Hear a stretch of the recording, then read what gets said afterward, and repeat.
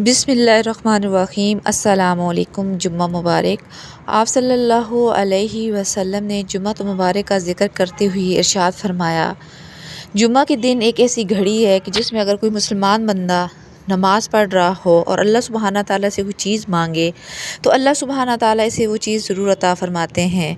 फिर आप सल्लल्लाहु अलैहि वसल्लम ने हाथ के इशारे से बतलाया कि वो घड़ी बहुत थोड़ी सी है। कबूलियत दुआ की वो ख़ास घड़ी कौन सी है, इस बारे में दो कौल हैं।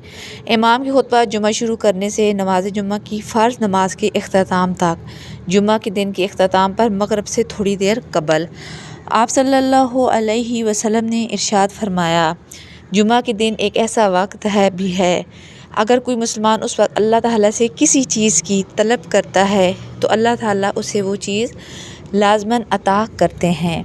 आप सल्लल्लाहु अलैहि वसल्लम ने इरशाद फरमाया, तुम्हारे दिनों में सबसे अफजल दिन जुम्मा का दिन है। इस दिन कसरत से दुरूद पढ़ा करो क्योंकि तुम्हारा दुरूद मुझे पहुँचाया जाता है। अल्हम्दुलिल्लाह।